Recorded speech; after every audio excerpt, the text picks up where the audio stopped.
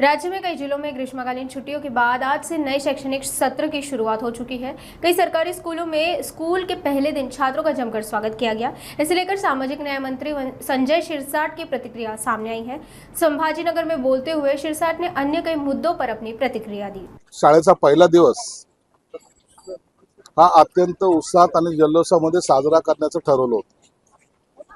त्यामुळे महाराष्ट्राचे मुख्यमंत्र्यापासून तर आमदारापासून पर्यंत, कलेक्टर पासून ते तलाट्यापर्यंत सर्वच अधिकारी या प्रत्येक शाळेवर जात आहेत आणि पहिल्या दिवशी येणाऱ्या त्या बालकाला त्या मुलाला मुलीला एक आनंदाने त्यांचं वेलकम करतायत। आज या ठिकाणी ज्या ठिकाणी मी बसलोय ही जिल्हा परिषदची शाळा आहे आणि याला ISO मानांकन प्राप्त झालेलं आहे। तुम्ही पाहत असाल अत्यंत सुंदर अशी देखणी ही शाळा जिल्हा परिषदची आहे हे सांगून सुद्धा पटणार नाही, एवढा चांगला परिसर या ठिकाणी डेव्हलप केलेला आहे।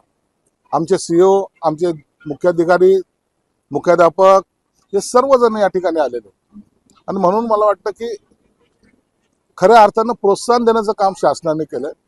त्यांचे मनापासून आभार आणि आजचा दिवस बालकांना भविष्य घडवण्यासाठी शुभेच्छा। नाही हे तर होणारच होती ना, केंद्र शासनाने डिक्लेअर केलेली ती योजना आहे आणि आजपासून त्याची अंमलबजावणी व्हायला सुरुवात झाली। मला वाटतं काही दिवस किती एक वर्षभरामध्ये हे सर्व जेव्हा कंप्लीट होईल त्या टायमाला खऱ्या अर्थानं भारतामध्ये असलेली सर्व स्थिती ही समोर येईल।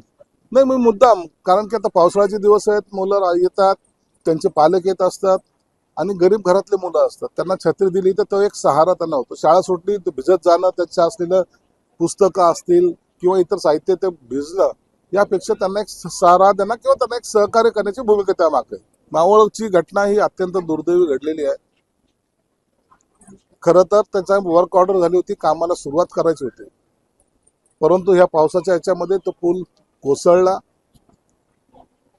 दुर्दैवाने त्याच्यात 4 लोकांचा मृत्यू झालाय।